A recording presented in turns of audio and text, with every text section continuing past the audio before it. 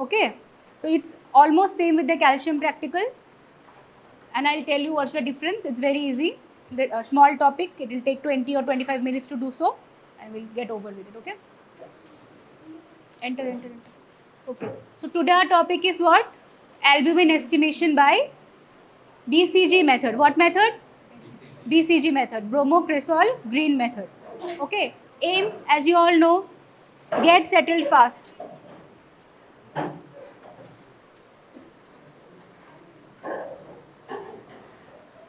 Aim, as you all know, to determine the albumin from the given sample by using BCG method. Okay, enter. Principle. Principle is very important, as you all know, and it is almost similar to the calcium estimation. Principle is what? Binds albumin binds with the BCG dye that will be given to you. You will be provided with a albumin kit. Like the calcium kit, you will be provided with a albumin kit. You'll have a sample, and in that albumin kit, what you'll have? You'll have the albumin standard and a buffer reagent. What? An albumin standard and a buffer reagent. Okay. Now what is the principle? The albumin binds with the BCG dye in the presence of a buffer medium. In the presence of a buffer medium to produce what? To produce a green color complex. Okay. Now same as the calcium one, the intensity of the color of the complex is directly proportional to the amount of albumin that is present in the sample. Okay. Clear? Easy? I'm repeating it again. You will be provided with a BCG dye and an albumin kit. You will have two things: the dye, the albumin. You have the dye, which is the what? This one, BCG dye and an albumin standard.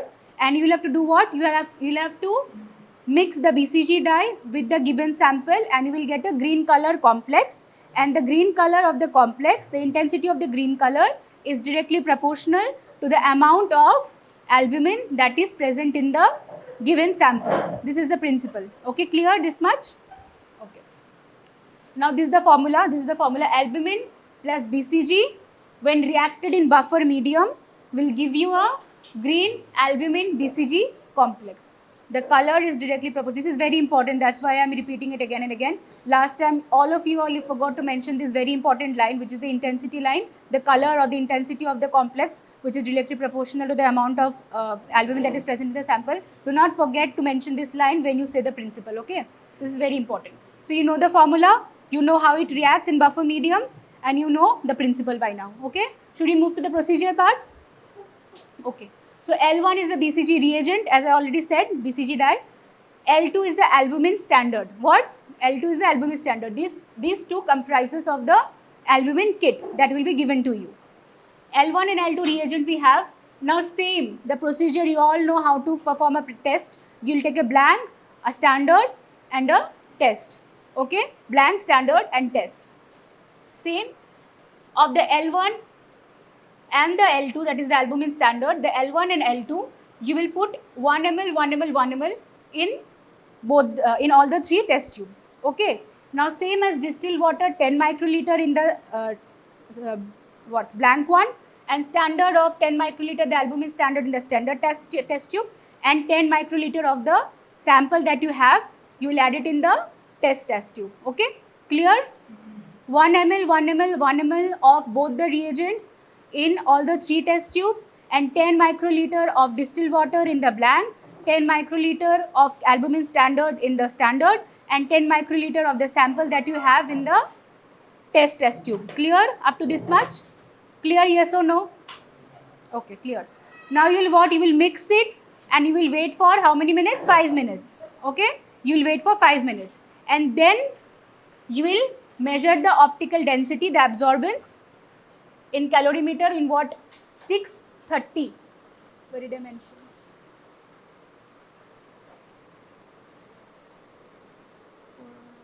Okay, you will take 630 nanometer. You will set the calorimeter in 630 nanometer and measure the absorbance of the optical density against the blank within 60 minutes of that standard and the test, and you will divide it. You will divide the absorbance of test by absorbance of standard and multiply by 4, and you will get the value of the serum albumin. Clear?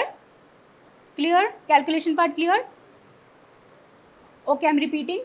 Procedure is what? L1 and L2, 1 ml each in all the 3 test tubes, 10 microliter of distilled water in blank, 10 microliter of the standard albumin reagent in the standard one, and 10 microliter of the sample in test. And you will wait for 5 minutes and measure the absorbance of the standard and the test against the blank, and you will straight away put the values in this formula, OD of test by OD of S divided into multiplied by 4, and you will get the value of serum albumin for the given sample.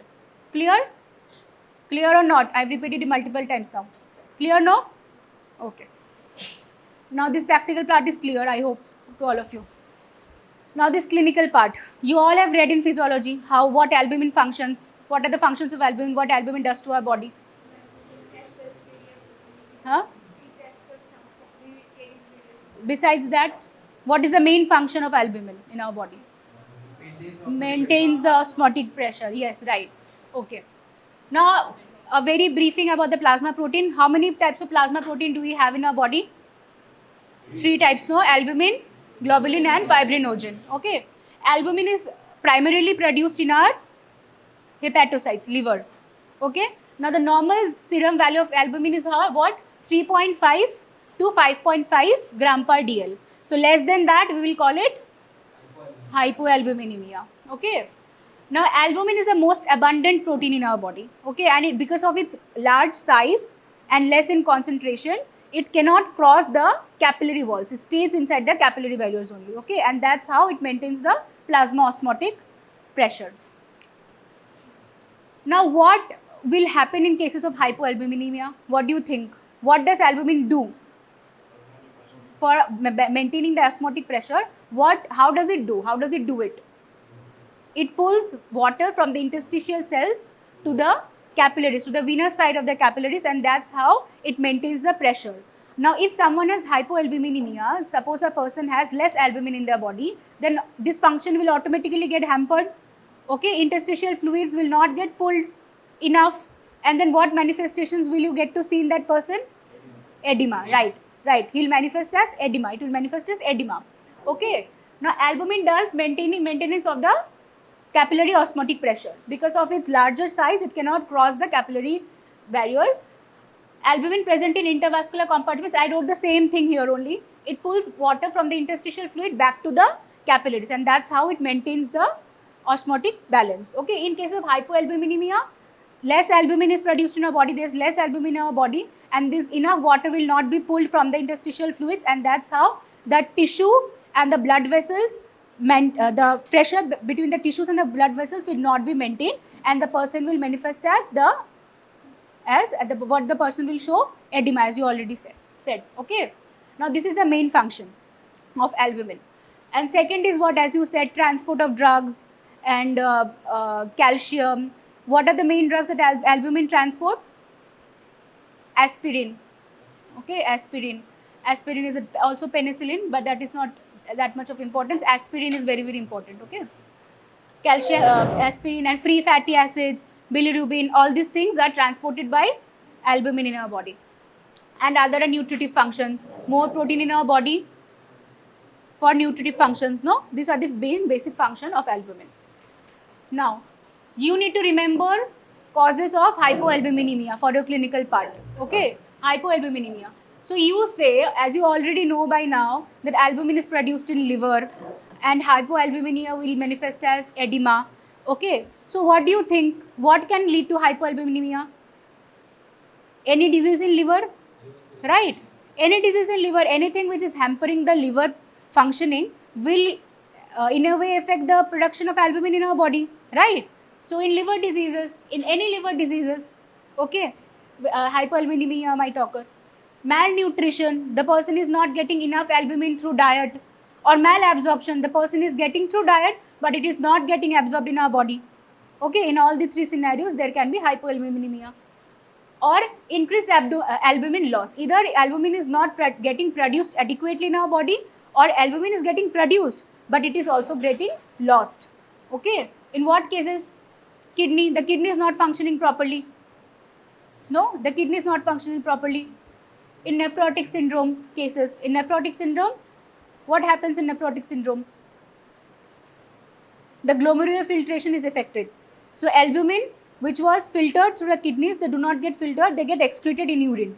Okay, so you see frothy urine in CKD patients. No, CKD patients will complain of frothy urine. So what is that frothy urine consist of? That is protein, albuminemia. Albumin is getting excreted in kidney patients. So in such cases, hypoalbuminemia can occur. Okay, or GI, any GI disease, protein albumin is not getting absorbed in our GI tract. We take in diet, but they don't get absorbed enough. Protein losing enteropathy in such cases. Okay, like Crohn's or interstitial lymphoma. In all these scenarios, the protein gets excreted. The albumin is not getting enough absorbed in our body. Okay, so kidney one you understood, and GI one, and then burns or sepsis. In all these cases, burns or sepsis, what happens? The capillary permeability of albumin is increased. Okay, in normal scenarios, the albumin could not cross the capillary level, but in cases of burns and sepsis, the capillary permeability is increased. So albumin can actually escape the capillary system and binds with water, and they get excreted through urine, or binds with water, and their function is reduced. So if they get diluted with water, so they cannot do their function properly. So in burns or sepsis, because of capillary permeability is increased, so albumin loss happens. Okay, or increased volume in our body. In cases like there is IV overload, or CHF patients, there is volume overload in our body. Okay, suppose a patient has diarrhea or has dengue or pancreatitis. In all these cases, we do what? We do excessive fluid therapy. So in such cases, there can be low albumin level, because with compared to water, with compared to fluid, the amount of albumin is fixed, right? Volume gets increased in our body. No, that's why hypoalbuminemia, the ratio of water and albumin is hampered. So hypoalbuminemia can manifest in those cases also. Okay, in cases of fluid overload. In cases of fluid overload, in pregnancy also. In pregnancy is a hypervolumic state. Okay, pregnancy is a hypervolumic state. So in those cases also, hypoalbuminemia can occur, because the amount of albumin is fixed and the amount of water in our body is increased. So the ratio is disbalanced. Okay. Okay. Now hyperalbuminemia. Hyperalbuminemia is not a state that we should be concerned about, because more protein in our body does not necessarily cause any harm. Okay, does not necessarily cause any harm. So it is not a pathological condition. But in what cases can we actually have hyperalbuminemia? Suppose we have low water concentration, low fluid in our body. So the amount of albumin is fixed, amount of fluid is less in our body. No, so the ratio of the albumin and the fluid is hampered. So in that way, hyperalbuminemia can occur. Less fluid and more albumin in dehydration, or more protein intake can also cause hyperalbuminemia, but that is not a pathological condition, so it's okay. So these are the things that you need to remember in albumin part. Any doubt?